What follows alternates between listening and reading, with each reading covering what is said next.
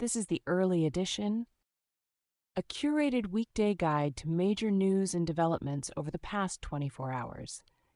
Curated by Veronica Galka and read by an automated voice. Published September 10th, 2025 on Just Security, an essential resource for those shaping a just and secure world. Here's today's news. Russia-Ukraine war. For the first time since the start of Russia's invasion of Ukraine, Poland early today directly engaged with Russian assets, shooting down at least 4 Russian drones that repeatedly violated Polish airspace, the Polish armed forces said. The drones flew deep enough into Poland to force the closure of 4 airports, including Warsaw's main international aviation hub. According to Prime Minister Donald Tusk, no casualties have been recorded. A Polish Interior Ministry spokesperson said that the authorities have found 7 drones and the remains of an unidentified object in various sites across the country. Russia's top diplomat in Poland said there is no evidence that these drones are of Russian provenance. Stuart Lau, Chris Graham, and Thomas McIntosh report for BBC News. Rebecca Falconer reports for Axios. At least 24 Russian drones could have entered Polish airspace today, with at least 2 drones entering through the Belarusian airspace, Ukrainian President Volodymyr Zelensky said, adding that Kyiv is working on verifying the precise scale of the incursion. BBC News reports. A Russian bomb strike killed at least 23 people and injured 18 others in an eastern Ukrainian village yesterday, the majority of whom were retirees queuing to pick up their pension payments, the Ukrainian authorities said. The head of the Ukrainian Postal Service said the strike was the first time Russia had hit a pension distribution site. Maria Varenikova reports for the New York Times. The Russian cruise missile that struck a government building in Kyiv on Sunday had at least 35 components manufactured in Western countries, including U.S. chips and other electronic parts, Ukraine's presidential commissioner for sanctions policy said yesterday. Ivana Katasova, Daria Tarasova-Markin, and Victoria Butenko report for CNN. Russia is using AI tools to scale up its disinformation campaign against Ukraine, according to new data collected by Peak Metrics. Sam Sibin reports for Axios. Russia-Ukraine war regional response. Multiple European leaders have condemned the incursion of Russian drones into Poland. In separate statements, French President Emmanuel Macron and Hungarian Prime Minister Viktor Orban both described the incident as unacceptable, while UK Prime Minister Keir Starmer said that it was an extremely reckless move by Russia that only serves to remind us of President Putin's blatant disregard for peace. BBC News reports. Israel-Hamas war. Israel yesterday struck a building in Doha, Qatar, in an attack targeting the homes of several senior Hamas politicians based in the country. Hamas said that the strike failed to kill the senior officials who were discussing a ceasefire proposal backed by President Trump at the time of the attack. The group confirmed, however, that 5 other people affiliated with Hamas were killed. Separately, the Qatari Interior Ministry said that the strike also killed a member of Qatar's internal security forces and injured a number of civilians. Adam Razgon, Vivian Narim, and Ronan Bergman report for the New York Times. David Gritton and Paul Adams report for BBC News. Israel Defense Forces Lieutenant Eyal Zamir and Mossad Chief David Barnea questioned the plan for Israel to carry out a strike targeting the Hamas negotiating team while the United States was pushing to restart negotiations, according to 3 Israeli sources. Tal Shalev and Eugenia Yosef report for CNN. No one is talking about the Gaza ceasefire proposal at the moment, a senior Hamas official told CNN. According to a diplomat briefed on the talks, prior to the Israeli strike, Hamas was due to give its response to the U.S. truce proposal later yesterday. Ibrahim Daman reports. Hamas's military wing, the Qassam Brigades, yesterday claimed responsibility for a Jerusalem bus stop shooting that killed at least 6 people and wounded several others. Laura Jakes reports for The New York Times. Israel-Hamas war, U.S. and regional response. Qatar's Prime Minister and Foreign Minister, Mohammed bin Abdulrahman Al Thani, yesterday described Israel's attack on Doha as state terrorism and said that Qatar would take the necessary measures to respond. Nothing will deter Qatar from continuing in its role as a mediator in the Israel-Hamas war, Al Thani added. Mohammed El-Chama and Sammy Westphal report for The Washington Post. Trump yesterday said the United States learned of Israel's planned attack on Qatar too late to stop the strike, and that he feels very badly about the location of the attack and is very unhappy about every aspect of the strike. Trump added that he has assured Qatar's emir and prime minister that such a thing will not happen again on their soil. According to Al Thani, U.S. officials notified Doha of the attack only 10 minutes after it occurred. The White House initially claimed that the United States gave Qatar advance warning of the strike. Sammy Westphal reports for The Washington Post. Tal Shalev reports for CNN. Israel-Hamas war, international response. European Commission President Ursula von der Leyen today announced she would seek sanctions and a partial trade suspension against Israel over the war in Gaza. The Commission will also set up a Palestine donor group next month, von der Leyen added. AP News reports. Global Affairs. The Nepalese army has deployed patrols to the streets of the capital, Kathmandu, in response to fierce protests against corruption and nepotism that spiraled into arson and violence yesterday. A nationwide curfew is also in place until tomorrow morning. The military has invited the Gen Z protesters to engage in peace talks, who are consolidating a list of demands, the protest leaders' representative said. Charlotte Scarr, Phanindra Dahal, and Gavin Butler report for BBC News. French President Emmanuel Macron yesterday named close ally Sébastien Lecornu as France's new prime minister. Lecornu previously served as France's armed forces minister and will be the 7th PM of the Macron presidency. Paul Kirby reports for BBC News. Iran and the International Atomic Energy Agency yesterday reached an agreement for the UN nuclear watchdog to resume international inspections of Tehran's nuclear sites, IAEA Director General Rafael Grossi said. Erika Solomon, Sana Mahouzi, and Farnaz Fasihi report for The New York Times.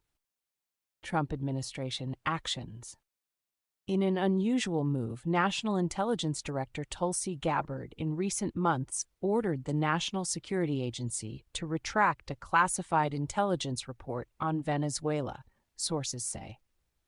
According to sources, the report, which described the work on Venezuela carried out by Special Presidential Envoy for Special Missions of the United States, Richard Grenell, was assessed as accurate and complying with all NSA policies. A senior intelligence official said the report was withdrawn over concerns about protecting a person's civil liberties and privacy. Julian E. Barnes and Maggie Haberman report for The New York Times. Caitlin Collins, Zachary Cohen, and Kristen Holmes report for CNN. The Justice Department is compiling the largest set of national voter roll data it has ever collected, seeking data from more than 30 states, in what is essentially an effort to establish a national voting database, sources say. The administration plans to compare the collected voter data to a database maintained by the Homeland Security Department in order to determine how many registered voters match up with non-citizens listed by immigration agents. The sources add. Devlin Barrett and Nick Corasaniti report for The New York Times. Food and Drug Administration Commissioner Marty Makary and Director of the Center for Biologics Evaluation and Research Vinay Prasad are compiling examples of harmful effects COVID-19 shots on pregnant women, according to sources. Makari and Prasad are seeking to waive privacy protections on some COVID-19 vaccine data concerning pregnant women to publicly highlight more detail on what they see as the vaccine's potential harms, the sources added. Liz Esley White reports for the Wall Street Journal.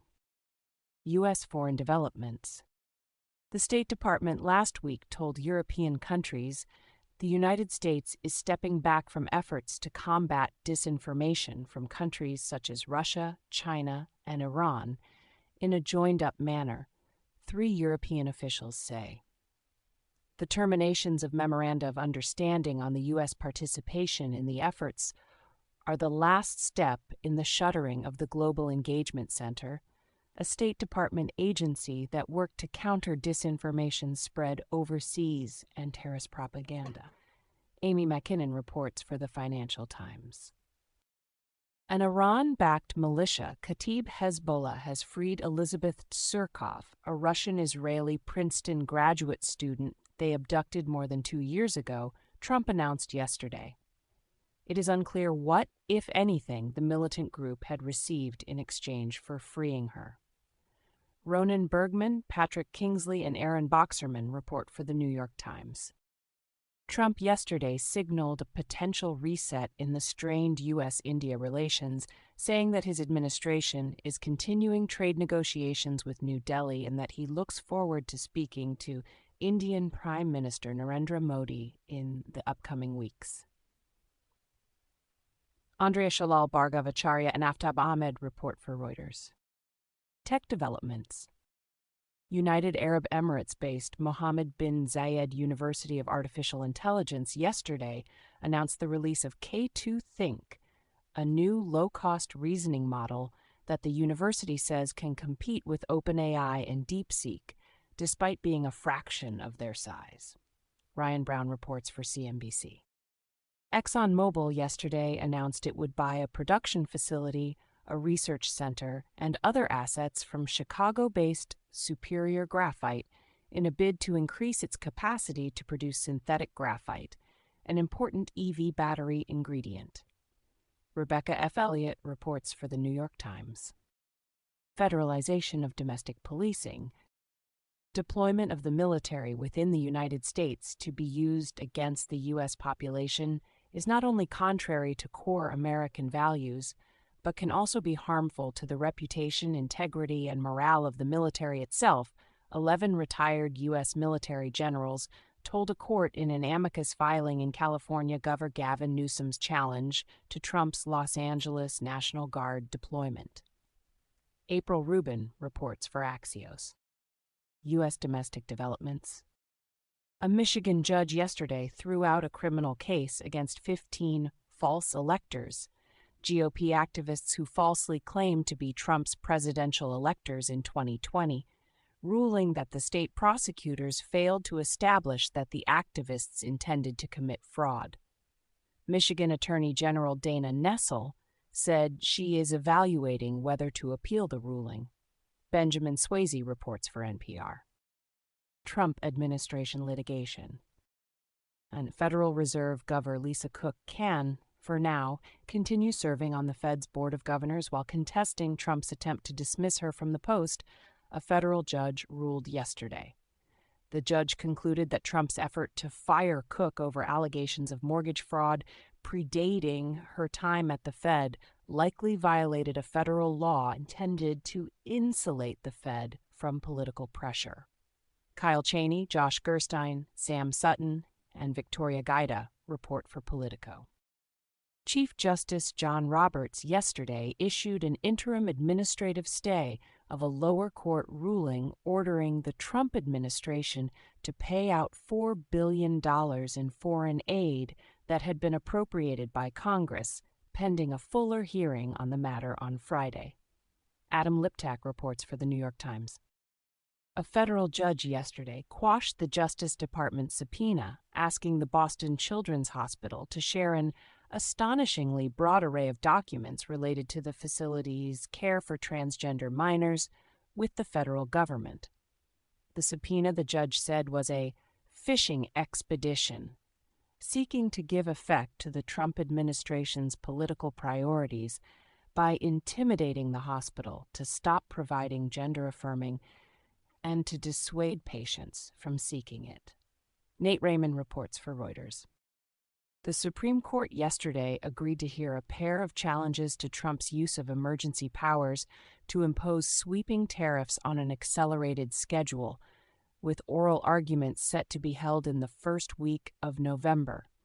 In its filings, the Trump administration has previously asked the court to put the case on an expedited schedule.